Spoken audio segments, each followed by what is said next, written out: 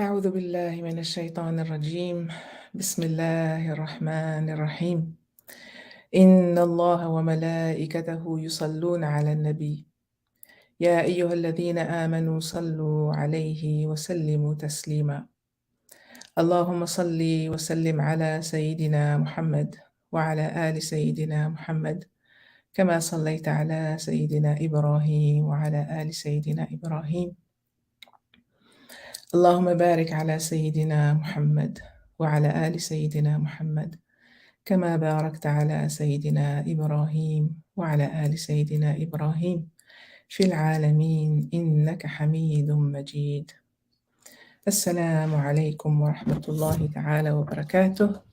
As we continue with our Hadith-A-Day series in these blessed days of the Al-Hijjah, the hadith that I chose to share with you today is one that is very dear to my heart and speaks to me. And I will share it with you. I will read it in English, and I will also read the original Arabic hadith. The Prophet ﷺ said, the most beloved people to Allah are those who are most beneficial to others. The most beloved of deeds is a joy that you bring to a Muslim, or to ease him from one of his troubles, or to pay his debt on his behalf, or to relieve him from his hunger. أحب الناس إلى الله أنفعهم للناس وأحب الأعمال إلى الله سرور تدخله على مسلم أو تكشف عنه كربة أو تقضي عنه دينا أو تطرد عنه جوعا. I would like to focus on two aspects of these acts that are beloved to Allah subhanahu wa ta'ala, in the sense that they stem from two places in the heart, as our dear faculty members at BIS teach us, that when we practice acts of worship, we practice them with the intention of the reward that we reap from them, and also they stem from love.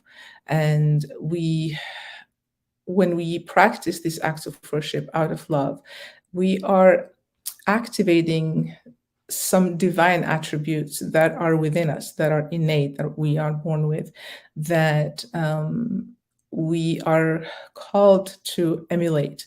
And one of them is love. Allah is the most loving, and He likes us also to be loving, in the way that He loves us. We are called to love others. And so that is the essence of this hadith. And also when we accomplish these deeds for His sake, it is also important that we remember what we call ihtisab in Arabic, meaning expecting the reward from Allah subhanahu wa ta'ala and asking for the reward from Allah subhanahu wa ta'ala. And as all we know, we have been reminded during these blessed days that our rewards are multiplied during these days of the Hijjah.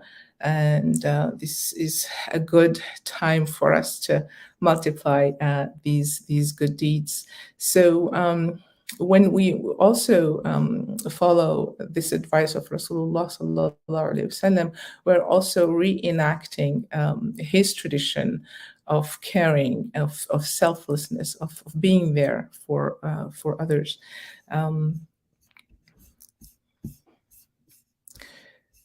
So there are four deeds that are specified in this hadith, but they come after the description of the most beloved people to Allah.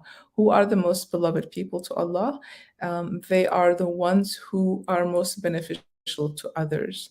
And others here is general. And our Prophet is told that we are taught that he is sent as a mercy to mankind. So Islam and Muslims are called to help mankind as a whole. And then the deeds get more specific, and they are geared towards Muslims.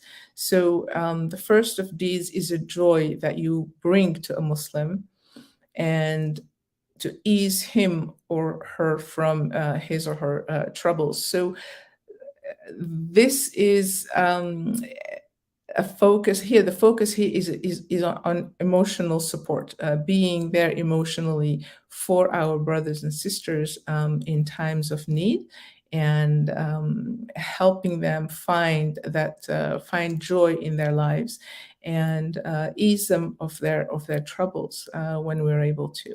The other two hadiths have a more material and financial aspect to them. The third one was to pay a debt on someone's behalf. And then the last one is to relieve him from hunger. I like the choice of word here, relieve one from hunger. And in Arabic, تَطْرُدُ عَنْهُ جُوعَهُ. And it doesn't say feed. In many instances, we are called to feed the hungry. But I like here, there's a different choice of word. And I like to think that this is not calling specifically to feed a hunger, because you can feed a person one meal or two or three. But when you make the cause of their hunger, when you relieve them of that cause, I mean, you're empowering them to get on their feet and to free themselves of that poverty and be able to feed themselves and their family. So that has an even greater reward, inshallah. And I like to also quote the Quran that calls us to obey Allah and His prophets together. And this occurs several times in the Quran, where we are called to obey Allah to the best that we can. And that obedience is generally associated with obedience to the Prophet and following in his footsteps and following his recommendations. And the reward also that comes, Allah reminds us in the Quran several times about the reward that comes with that obedience. And I will close with a chapter from an ayah, a verse from the chapter of the light, Surah An-Nur, which is chapter number 24. The verse is number 55. I will read it in English, and then we'll read the Arabic to close, inshallah. Allah has promised those of you who believe and do good that He will certainly make them successors in the land, as He did with those before them, and will surely establish for them their faith, which He has chosen for them, and will indeed change their fear into security, provided that they worship Me, associating nothing with Me. But whoever disbelieves after this promise, it will be they who will be the rebellious. Moreover, establish prayer, pay alms tax, and obey the messenger, so you may be shown mercy. أعوذ بالله من الشيطان الرجيم. وعد الله الذين آمنوا منكم وعملوا الصالحات ليستخلفنهم في الأرض كما استخلف الذين من قبلهم ولا يمكنن لهم دينهم الذي ارتضى لهم ولا يبدلنهم من بعد خوفهم أمنا يعبدونني لا يشركون بي شيئا ومن كفر بعد ذلك فأولئك هم الفاسقون وأقيموا الصلاة وآتوا الزكاة وأطيعوا الله لعلكم ترحمون. I will close with dua, inshallah. Hopefully, these reminders have benefited you, and please stay tuned for the rest of our 10 days as we share with you a Hadith-A-Day until the blessed day of Arafah, inshallah. Subhana rabbika rabbil izzati amma yasifun, wa salamun ala al-mursaleen, walhamdulillahi rabbil alameen. Wassalamu alaikum wa rahmatullahi ta'ala wa